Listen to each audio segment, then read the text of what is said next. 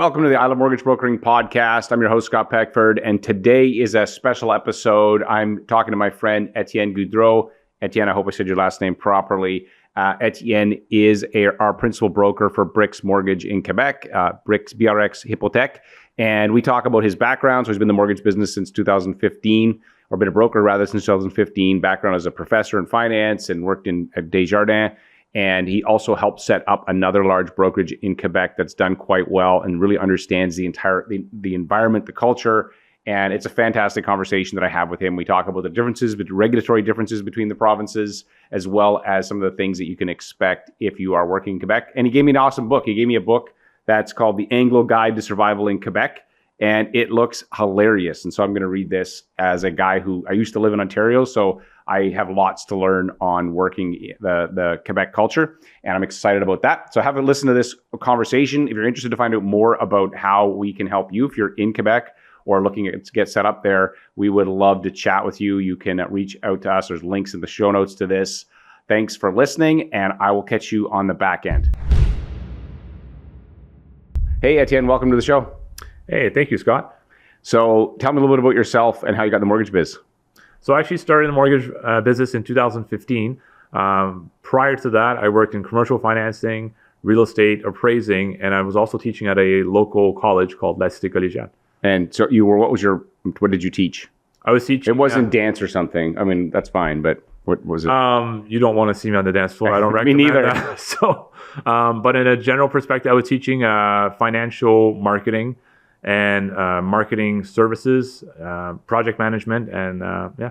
Okay, so and basically in finance. And so you got me a book. So I want to tell me about this book that you got, because I'm interested in, I was reading a little bit of it before you got here. So what is this? Is The Anglo Guide to Survival in Quebec? Yeah, I think this is a book that highly, is very important for you, Scott, because it will tell you how to survive in Quebec.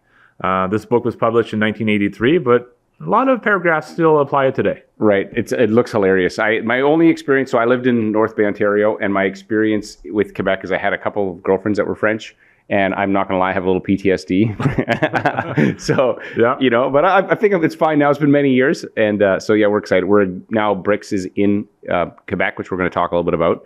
But tell me, before we get into that, tell me a bit just more about your background. So you have this sort of, you started in finance, then you got into working for the bank and then mortgages. So what are some of the lessons or things that you learned throughout that? I think in a general perspective is as I was progressing through my career, particularly in the financing world, is that at some point when you're working with a specific lender, you just want to be able to offer more options to your client. Right. And, when you are working with a specific lender, at some point, you're working in their best interest, finding solutions. But sometimes it's not the best solutions for the client. So then I progressed into being a mortgage agent in Ontario. And then following that, I decided, it would be nice to have a brokerage license. So in 2018, so I started in 2015. 2018, I went to go get my brokerage license. Right. And then when you worked at Desjardins, what was your role there? Because it was to do with mortgages and... Yeah, so I was a mortgage rep. I was the main mortgage rep for all of the Eastern Ontario section. Mostly Ottawa, and then help the branches work with builders, work with realtors, and work with different... Did you help Desjardins work with mortgage brokers, or were you more like going out to find business for Desjardins, more like a mortgage specialist that you'd think? I was more of a mortgage specialist working more to find business directly for Desjardins. Okay, so more like a mortgage specialist. And then, so part of your background experience, so I don't even remember how we got connected, but you have a wealth of experience when it comes to understand, because you're licensed in Ontario and Quebec. And so you tell me about what are the differences that you see in that people need to be aware of. I know we say things are different in Quebec. I know when you see like there's a you can win this thing at McDonald's, it doesn't apply in Quebec. And so Tell me about some of the differences from a broker and brokerage perspective. So from mainly a brokerage perspective, I think the key elements is that it's a complete different set of laws in Quebec. So basically in Ontario, you have common law, which is main practice, and then you have FSRA, which is the governing body. Mm-hmm. In Quebec, you have Code Civil, and then you have IMF, Autorité des Marchés Financiers, which is a government body. So basically, I would say the big difference is that Quebec is a very pro-consumer province, and a lot of the laws are designed to protect the consumer. And when we look into that perspective, is that as a mortgage broker, you have to make sure that you are offering them a lot of details, a lot of proper information, and that you're very concise and precise at displaying the information to them. Because the Quebec law is, in a general perspective, is really there to protect the customer. Right. It's not about the institution. Not just, yeah. So give me an example of something that would be different in either a disclosure or documentation that would be normal in Quebec that somebody could expect, but is not something that's done, in Ontario that would not be done in Ontario. So there's been a lot of evolution in Ontario, but a lot of risk analysis. So a lot of, what is the client's financial knowledge and what is their risk tolerance are two key elements that are very important to the government, for the Quebec regulator, because they want to make sure that the client properly understands what he's signing and what he's getting into. Right. And that's definitely a key element. Right. So there's some different disclosures in terms of from what the broker needs to give to the consumer in order for them to be able to fund a mortgage, right? Correct. Is there any other, I'd heard something about, for instance, like text messages and communication that you have with the borrower is supposed to also be like brokers should be doing this anyway, but is that actually part of compliance as well, is actually tracking communications with the client? So it's very important, and this is particularly if there's an issue with a file. Yeah. If you would have to go in mediation or go in front of a jury or something, they want to see all communication. Right. So you're better to document all your communication and have copies of all that communication on file. And basically, it also makes it easier for the brokerage to go back. Even if you're not with that brokerage anymore, the brokerage has a responsibility to know all of the communication that was done with the client. Right. Okay. And so do you do a lot of business in Quebec or Ontario or both, or what's sort of your mix that you've done over the years? I actually do most of my business actually in Ontario. And in Quebec, I've always had more of an administrative type of role, more as a broker record role. Right. So where I've been putting more emphasis on opening the brokerage, make sure compliance is correct, looking at details. Right. And so how did you get your business going from being working at Desjardins and you're basically call it a bank specialist or you're a bank rep if we want to make it simple. So how did you get your business going to where it is today? So the interesting thing is I had some friends that were mortgage specialists. These guys were, they're extremely good in the business. They're really good.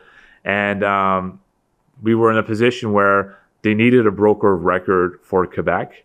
And they were having issues finding someone who was fully bilingual, had a broker's license, who was fully bilingual, and was able to dialect and deal with the regulator efficiently. At that time, with the brokerage I was with, they asked me, they're like, do you think you could do this? I'm like, give me 3 months. Right. And literally in exactly 3 months, we had opened in Quebec. Right. And we had signed up these, high-performing mortgage rep, and which, that team actually grew to be the number one team in that brokerage in 2023. Right. Amazing. And so you've got experience in terms of how to set this up set up the entire brokerage in Quebec and then understand the regulatory requirements as well as the compliance requirements, which again are different. Every province is different. And that's one of the things that it's not like a driver's license that's valid everywhere. They have some different, everywhere has a slightly different set of rules. If we want to use that as a metaphor, you come in and it's all of a sudden, no, now you have to do this and you got to, it's not the same rules, right? Absolutely. And I think one of the big difference in Quebec is that they don't give you a guidebook. Right. They kind of give you some general guidelines, but then, they leave it up to the brokerage to kind of build their own compliance and their own tools on the inside. And that becomes a little bit confusing because, the Quebec law is completely different. So it's key you have to go sometimes beyond the standard compliance to just make sure that you're good to go. And that you're covered, because that's the thing I noticed. So like the whole FinTrack stuff that's been coming out, they give you guidelines, but they don't give you any, okay, use these forms, use this sort of this, technology, or do this when this happens. It's sort of like you have to be, the way I think of it is in Montana, they used to have, maybe it's still this way, but they had a speed limit that was responsible and prudent on the highway. There was no speed limit. It was just whatever's responsible and prudent. Yeah.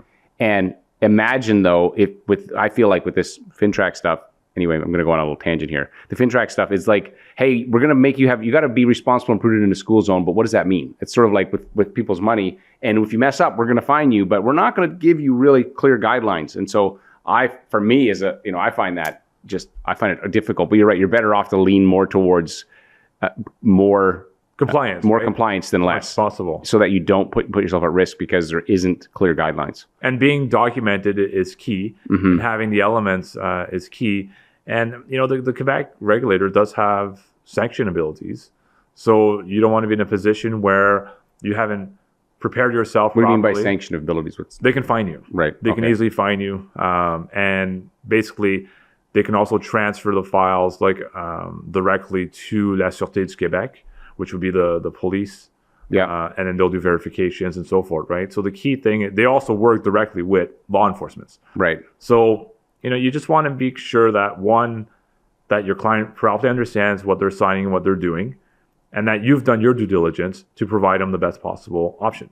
So do you think that that you may not be able to know the answer to this, and I might be open a can of worms, but I'm going to ask it anyway. Do you think that there is more or less like fraudulent type problems in Quebec because of the way it is, or what do you think? I think in a general perspective, there's fraudulent issues in all provinces, and that in Quebec, it's just in French. Right. Okay. But at the end of the day, they all have, and there are always ways to play around with the system, right? And that's what you want to avoid. Right. I've always found that if there's a way to exploit a system, mortgage brokers will find it. It's, and sometimes that's, and I'm not trying to say that bad. I'm meaning just they'll always find if there's a weakness, it will get exploited by a small number of people who, if it's something that shouldn't be done. Yes, and absolutely. I think in a general perspective, as a broker, our objective is to find the best solution to the client, but also to get the deal done. Right. Now, you do not want to ideally be, I would say, swimming in the gray zones all the time, because that's not going to put you a good broker. No. At the end of the day, you're going to put yourself at risk, the brokerage at risk, and the client at risk. Yeah, and the whole thing is just, and ultimately when something goes bad, because eventually it will, you're going to get thrown under the bus. So I remember when I was brokering and I had this one referral source that was sending me files, and each one was uglier than the next. And I was like, I can't even do this anymore. And because I knew, and I had to fire that referral source. And I said to my wife at the time, I was like, I'm not doing any, I'm like, I might be working at Subway, because I just do not want to do files that require this much gray. And then when I changed it, I actually just attracted better clients. So I didn't have to work at Subway. Yay. No. But what I did was I just ended up attracting the client. Because what happens is if you pull rabbits out of hats for people, the next person's going to be like, can you pull 2 rabbits? Can you pull 3? And then the next thing you know, you just do more and more of that crap, versus there's lots of great business out there that doesn't require it if you focus on serving those clients. Absolutely. And I think you put a very good point about the famous rabbit hole, in a sense that if you start selecting or putting emphasis on a certain clientele, and they are a little bit more, let's just use the word creative, and the way that they proceed, well, you're going to attract that same clientele. Yeah, and their friends. They're going to be like, oh, he helped me, and their friends are the same. Yeah. So what's going to happen is their friends are going to say, go see Etienne, because, and so that was what happened to me, and I thought, no way, I'm out. Like, I want to just, and so I ended up, made a fundamental shift that was like, many, many years ago, like. And I think that's extremely important. But see, as you're a seasoned broker, you're able to make those decisions more efficiently, right? Right. When you're, let's say, a rookie, and you just start, and it's your main income source, then those are the ones, unfortunately, that can be persuaded of doing things that you don't necessarily want. Or you don't even realize that you're doing something offside because someone's, and I'd say this is another red flag, is that if someone else is, if the realtor or if you're a new broker, somebody's coaching you on way more than they should be on your job, that tells me that should be a concern. Or the realtor says, don't worry, I'll get all the documents for you. Like, why are you not talking to the client? Like, that's a problem. Yeah, that's, first of all, if you're not getting the documents directly from the client, that should there should be like, that's a red flag. Like, because that's not normal, and that tells you something is off. Or if a client comes in and has very specific requests, okay, can you do it this way? Can you send it to that? Like, okay, they've obviously been declined a bunch of other places, and their knowledge is gaining each conversation, and now they're coming to you with, okay, I know how to, don't send it to this lender, don't send it to that, do this. And you're like, whoa, hold on here. That's not how this game works. Absolutely. So, and that's, as mortgage brokers, our objective is also to protect the interests of the lender. Yeah. Right. And the industry. So we do have to take our time to look at the information, go through it. And I think the new guidelines that are coming out, as much as, things are getting stricter. I was talking to a client. I'm like, yeah, I need this, I need additional documents. And he's like, well, this is so much info. I'm like, well, we're protecting, anti-money laundering, FinTrack. We're tracking like a lot more information because as brokers, we have a responsibility, and that's just our job. Right. Yeah, no, that makes a lot of sense. And I think that I had a thought there. It's gone. It was a brilliant thought. No, I don't know if it was, but I just lost. There's my ADD kicking in. So we kind of got on the track of your mortgage business. We sort of went down a little bit of a rabbit hole there ourselves. But so how was the transition from working for Desjardins as a rep to having to go out and now represent yourself, your personal brand, as well as now having a whole list of lenders to work with? So the funny, I would say, aspect to my transition process from Desjardins to being a mortgage broker is I always sold myself. And I always sold myself and my service as being the one providing a service to the client. And so when I transition, a lot of people just say, well, I want to deal with Etienne. Right. And if you build that rapport and you build your brand around, I would say, your personal name and yourself, then you can be in pretty much in any brokerage and still succeed. So when I did that transition, that just kept me, people were phoning me up and they were calling me, hey, I want to talk to you. Did you have the same phone number? So is it your same phone number? Yeah. So sometimes nowadays they will assign you a phone and they're definitely I think they're learning. Yeah, they're like, oh dang, this person left and they built great relationships and now people are still phoning them. So that's been my experience anyway. The banks tend to be a bit more. But the funny thing is, when I left, is obviously you can't solicitate people, but people were just calling me. Right. They were just like people would just call me and say, hey, I want to deal with you. Hey, by the way, I want to deal. So I just continued, and I actually left in extremely good terms. With them. I just needed a new focus on my career. Yeah. And it made sense. Like Desjardins is still a great financial partner in my day-to-day business. You still use them a lot? I would say, I would say emergency, but for part of my deals, yes. Yep. There's always a right lender for a right situation, right? Right. They happen to have some products that are interesting, and I use them when I need to. So what does your business mix look like now? What type of business what is it that you're... I deal a lot with, I would say, in a general perspective, some first-time home buyers, but particularly more self-employed people. So, like people because I have a commercial financing background. So I deal with people that have a little more of a complicated file. Right. People who started their business, people who are more in the, I would say, B or alternative type lender volume. And then I have a lot of clients that are just client referrals from, they were a first-time home buyer, then they have a friend, and it just built from there. Right. What's that like a change that you've made to your business in the last little bit, whether it's a process change that's been helpful? I always like to ask that question because the market changes and usually we've got to make some adjustments. So what's an adjustment that you've made that I think the biggest adjustment I did is the processes and the system I was using. Sometimes you work with brokerages and they offer you solutions or products to use. Right. And they tools say or whatever. Some tools. And then they say, look, use this. This is like, you got to use this. It works best. But my transition to Finmo was truly revealing in the sense that like these guys know what they're doing. Like the system works efficiently. The client portal is amazing. So that was a big transition for me. And now also using a proper CRM. Actually, I started with using brokerage. And brokerage has been, phenomenal. It's very efficient. And I would say overall cost, it didn't necessarily increase my costs. Right. So, which was really great to have. Right? Having these two tools made a significant difference. And the past brokerage I was at, they weren't too keen about us using other tools than the ones that are built into the brokerage. Right. Yeah.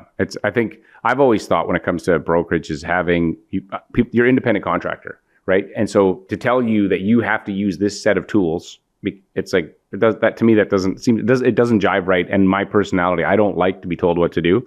If I'm a broker, so I'd rather let people select what makes sense for their business, Yeah, absolutely. Because I think in the end of the day, as entrepreneurs, is that you grab information from different sources and you decide what applies and what doesn't apply. Right. And what's going to help you grow your business and what's not going to help you grow your business. Right. Yeah, I totally agree with that. And the thing is that we all sell a commodity. So the difference is our personality that we apply to our business as well as the personality and the processes. And we make our own unique. So we're all making hamburgers, if you will. But I got my own recipe. You got your recipe, and you're going to attract certain client type and to tell you got to use these buns and these whatever. I just feel like it never sat well with me. No, it doesn't. And at the end of the day, right now. I mean, if you the only way I'd say is that's not true is that, let's say if you're working at somewhere where they're giving you business, so like, or you're either an employee or they're giving you some major upside to make it worth, where it's like, okay, I'll do it because you want me to, if I want to get all these leads from you, I've got to use your system to, okay, that's fair. I think that's not an unreasonable request. But if you have to source your own business, and if you got a problem on a file and somebody wants an appraisal paid for, you got to decide to pay. Nobody's paying. You're paying it. Yeah. Or if you got to eat legal fees on something, you're paying it. It's not so, like, at the end of the day, you should get to choose what you want to use. Absolutely, and it's your money. Yeah, exactly. That's my thoughts too. So you enjoying the brokerage side since 2015, I think you said. You've got a ton of experience in being a principal broker, as well as how that stuff works in Quebec. So BRX is now in Quebec, which is pretty. So it's BRX Hypothèque. Am I saying it correctly? Because this book you gave me is going to be I'm going to read this. So I do want to be able to relate. I'm not going to. I read in here already. It said don't try to pretend to be French because you're going to look phony, but also don't be English because then you look like a colonizer or something. Yeah, I'm like, that's hilarious. So I'm going to work on trying to understand that. Oh no, absolutely. Like, there's obviously a different culture. Yeah. And it is also a large portion of the Canadian population. In that province. So yes, so BRX mortgages, or BRX mortgage, as you like to say, is in Quebec. I normally just say BRX Hypothèque. Yeah. BRX Hypothèque. Just because, or I say BRX Hypothèque. Okay, I got to work on that. B R X Hypothèque. Please, if you see me at a conference, don't come up to me and say it, and I'll be like, oh, I'm going to try my best. I will. And if you do, let me know, because I want to be there. Yeah, exactly. Because BRX, as much as we often say BRX, it just doesn't sound the same in French. Yeah, no, that's true. Yeah, fair enough. That's fair. But at the end of the day, it's the same branding. It's the same company. I think same business model. Yeah. Great coaches. Yeah. Great content. I think the uniqueness of the BRX model is that I get emails about how do you want to grow your business. Mm-hmm. Oh, we got this coaching session about this, or actually something kind of game of phones. Yeah. Like, there's a lot of coaching resources that, in the end of the day, it helps me build my business. It's not just here we have a lender presentation, here we have another lender presentation. Right. I don't know how many hours you have of training in BRX. I'd be curious to know. A lot, but I mean, per week we have three to 5 different training calls a week. And those are coaching calls. Those are coaching. They're not just like lender. There might be one lender session per week, or we'll do a deal or no deal where we'll bring in actual, because I like case studies. If you're trying to learn something, don't give me a product dump. No, lenders, we love you. You're a great partner, but a product dump without a case study or help me wrap my head around. How do I apply it? And so I find when we use these deal or no deals where we show you a situation and then show you how it was solved, that's useful, because then it's experience you can use on the next time you see a file. Because part of being a good mortgage broker is pattern recognition.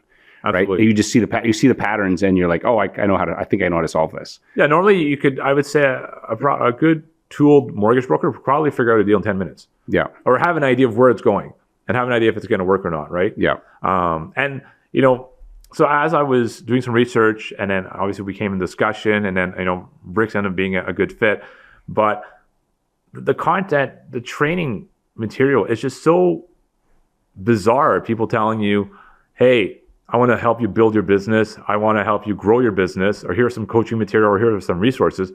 That is, like, I came from a very large brokerage, mm-hmm. and that is definitely not an internal process. It's really more, here's a lender presentation. Here's a lender presentation. And so that I think that's very important, because if you can help me, just game of phones, if I can win a couple, then there's a 4 slide. Yeah. If I can win a couple realtors there, get a little bit of extra business there, that's really to my advantage. Right. I mean, we do have, I think what I've done with this is I've just found I always copy. So I've seen something in another industry. So in real estate, there's real brokerage and there's EXP, and those were very rapidly growing models that seemed to me very agent centric. They had, cap commissions and stock. I was like, that's what we want. If that existed, then my thinking is that I think that would do well. And so far it's proven to be very, brokers we're growing, and it's been a lot of fun. And I think there's an element I might want to put a bit of emphasis on is maybe how are we paid, Scott? Like in the end of the day, when we look at how we are paid in our industry, we always talk about transparency and transparency into how brokers are paid. It's not the most obvious thing when you look around. No. And what I found is basically it was very simple. You are being paid. It's an 85-15 split. Yep, on the first 100K. First 100K. Yeah. And that's it. Yeah. There's nothing else. Yeah, it's very easy for a broker to understand, and then also we pay on everything we get paid on, you get paid on.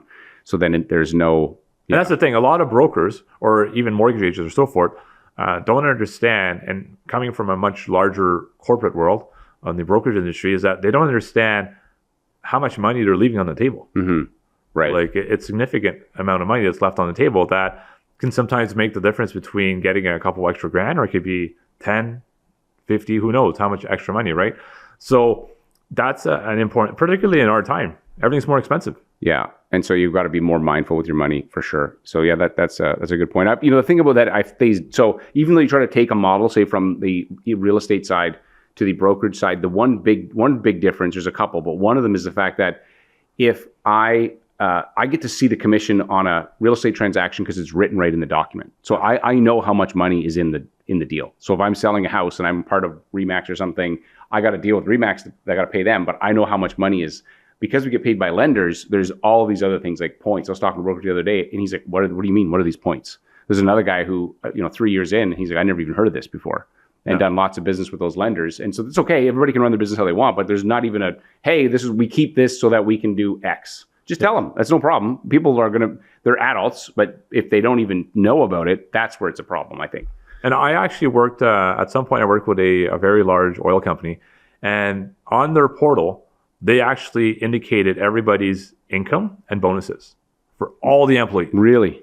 And amount? Amount. Wow. And I found that very interesting, and it caused less ambiguity, right? Everybody knew how much everybody was making. Everybody, is putting emphasis on trying to do well in the company and so forth. And it's a great way, I think, to encourage people to put emphasis on building their business and wanting to do well. Right. And the key other element that actually was very unique is that even some of your top guys, they're sharing their ideas of how they're doing business, which, because a lot of the brokerages, they have these internal scoring system of, you're in the top 5%, top 1%, top 20% or so forth. A lot of people don't want to share how they got there. Right. Their objective is, I want to be on that board. I want to be on that letterboard. Right. So actually an interesting difference in Quebec is you're not allowed to advertise any kind of status. Like if you're top 1%, if you're top 5%, really? Because the regulator don't want people to perceive or to be misinformed about your status overall. Everybody's the same. Right. We're all mortgage brokers, and that's it. Well, the thing about that is that all it says, it doesn't actually say that. It says that you're good at sales.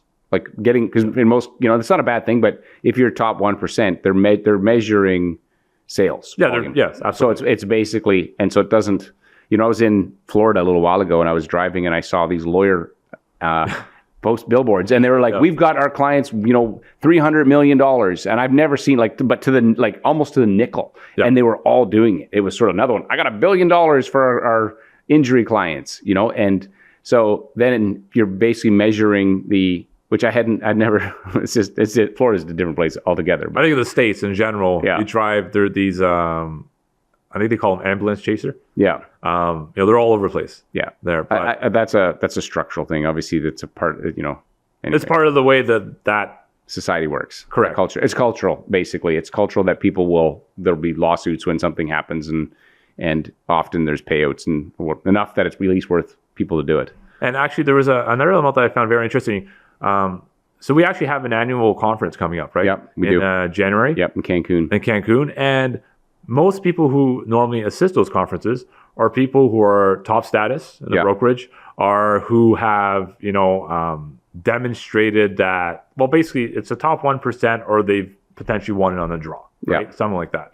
But you just opened it up to everyone. Mm-hmm. You just literally said, hey, everybody, if you would like to participate in this, this is, the cost. Yeah.